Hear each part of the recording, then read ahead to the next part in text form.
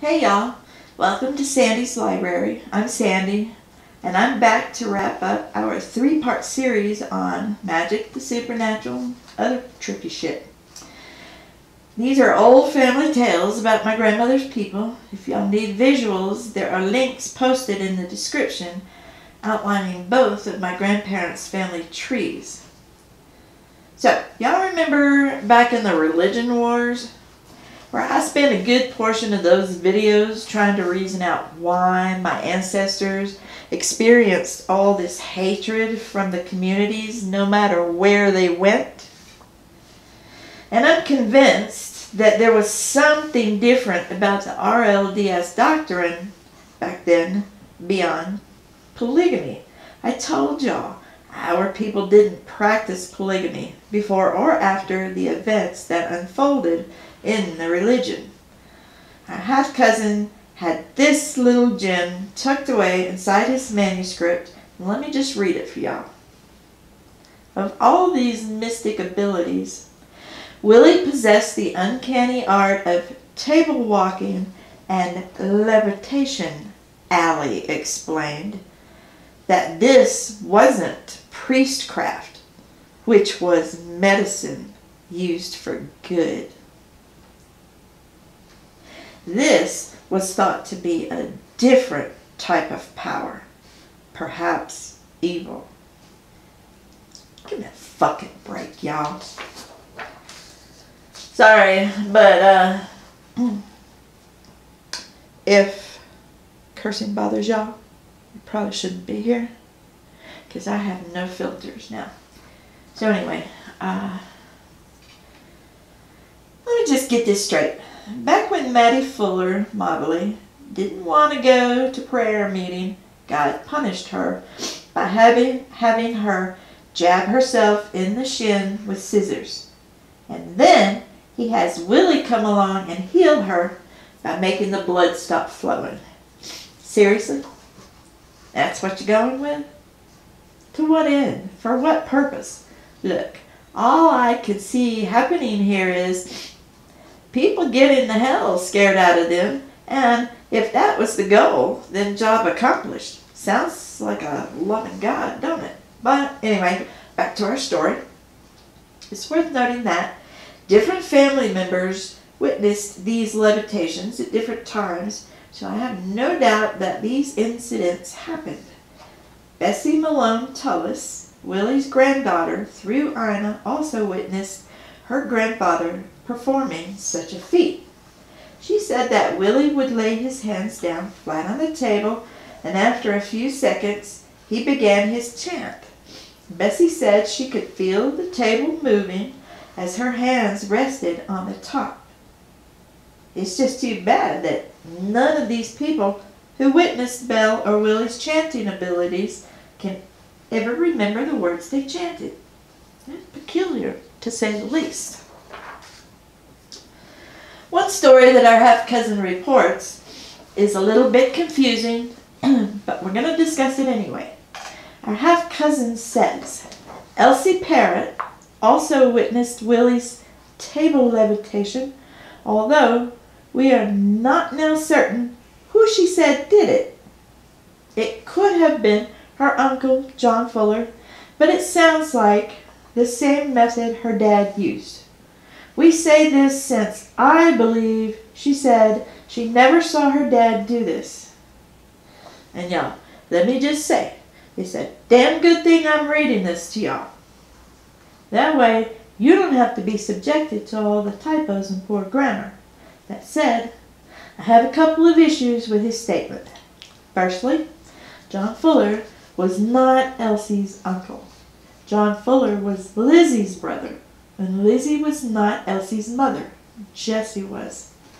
And in something that's supposed to be a recorded family history, one should be clear about these sorts of things. You know, yes, there's absolutely nothing wrong with Elsie calling John Fuller her uncle, but there's also no use in confusing descendants 200 years down the line.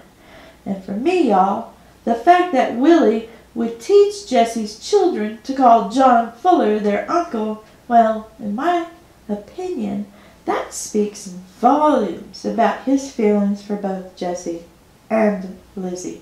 And secondly, our half-cousin says he believes that Elsie said she never saw Willie do this. I know Elsie was his grandmother, but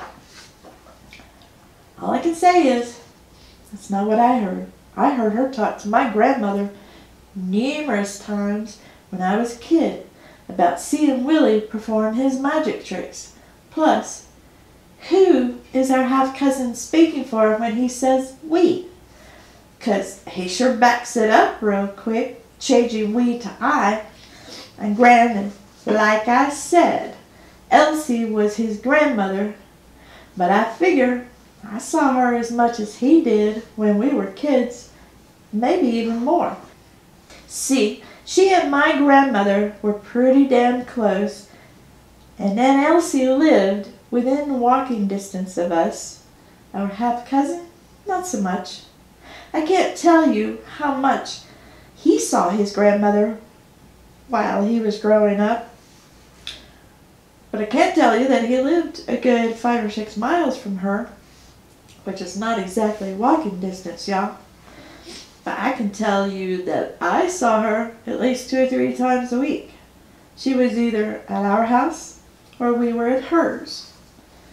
Our half-cousin tells the story of the last time that Willie showed off his levitation abilities, which he no doubt got from Aunt Allie, who I know has to be the one who put this priestcraft notion in his head, and as a means to justify the practice of witchcraft by our ancestors.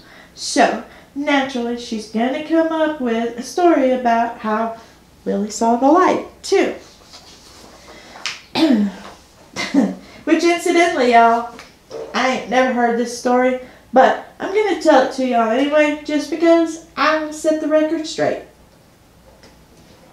So, I'm going to read you what my half-cousin said, and I have used some mild editing for clarity's sake. Okay, so, here we go. He says, the last time Willie performed this sort of parlor game, the following event occurred. Willie's sisters, Anna Smith and Anna Farley, and other family members had come from Arkansas to visit. A large group of people were visiting the Thornells, making candy. This was likely a candy-making party. Sissy and the Thornell children had heard it said that Willie could make a table walk. They all began to implore him to demonstrate this for them. Willie had never thought anything about this being sinful or, for that matter, wicked. Willie was reluctant, but he finally gave in to the young people's pleas. Look, y'all, if it was put into Willie's head that day that the levitating was sinful, then I'll tell you where it came from. It wasn't the Lord, neither. I got 2 words for y'all. Anna Smith. But we'll talk more about that later. And before we continue on with our half-cousin's version of Aunt Allie's load of crap, I will tell y'all, my grandmother talked numerous times about that visit, and that was not the first time that my grandmother had seen Willie levitate a table, and according to her, it was not the last either. And Allie has an agenda in the way she tells the story, and I think we all know what it is. But anyways, back to our half-cousin's story, and remember, I'm reading what he wrote, with some minimal editing for clarity's sake. He says, Willie instructs them to put all their hands on top of the table. He places his hands on it as well. Willie said, now, all of you, keep your minds on the table and believe that it will walk. Of course, this was just fun for the young group. Some halfway believed it, and others halfway didn't. Willie then announced, Table, I command thee to walk. And in a few minutes, The young group could feel the table as it began to move. They could hear the wooden legs creak and pop. To everyone's astonishment, the table took 3 or 4 steps, at which time a horrible feeling came over Willie. He felt as if he were going to die, or something evil was about to happen. Total fear gripped him. Then this foreboding came over Willie. He took his hands off the walking table, and immediately it ceased. Willie said, "I'll never do that again." Sissy asked, "Why, Dad?" Willie says, "I don't know, but it gave me a peculiar bad feeling.